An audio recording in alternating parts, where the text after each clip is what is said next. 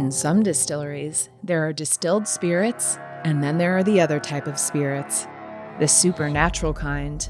Take a trip with us to some of the most haunted distilleries in the world. Wild Turkey, Lawrenceburg, Kentucky. In the mid-1800s, the Ripy family would acquire the Old Moor Distillery on what is now known as Wild Turkey Hill. The distillery weathered through Prohibition by producing medicinal spirits for grocer Austin Nichols, which in 1940 gave Wild Turkey Bourbon its name. Rebuilt multiple times over the years, the distillery's long history makes it a hotspot for paranormal activity. Visitors and staff alike report hearing footsteps, voices, doors shutting, and even typewriters clicking away. Ripy family descendant Olivia Ripy has had her own ghostly encounters on the premises. Are there any ghosts out at Wild Turkey? Yes, there are.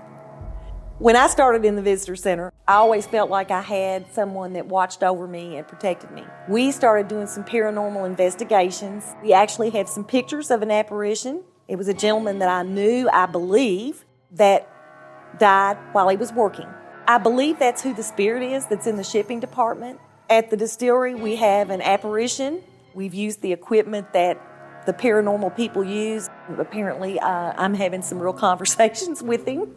He responds very well to me. When they take my pictures, when I'm talking to him, they get orbs and so forth. Also, in the distillery, the first time when we were doing an investigation, we had a medium with us, and he said, "You need to go up." Well, we went up to the top floor. I looked up, and on the rafter, it said Ripy, but my name is spelled R-I-P-Y. My great-grandfather changed it. It had previously been R-I-P-P-Y. So I looked up and saw that, and I said, "Roger Allen Ripy, did you do that?" Then I saw a name of a boy that I worked with there, and I said, "Keith, are you with him?" And they had tape recorders going. So when they played the tapes back, they got an EVP that said pretty clearly, "Uncle."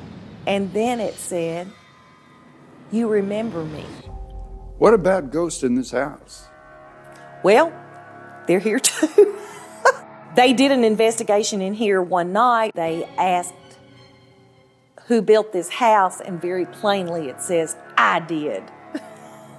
They also took some pictures back in the hall. There's an apparition of a man that's very, very tall. My medium friend came here on a tour one day, and he kept talking about the big tall man, the big tall man. And I said, "I don't know what you're talking about." So my brother is not a real believer, and he was not paying any attention, and RJ said, "Who in your family would be really big?"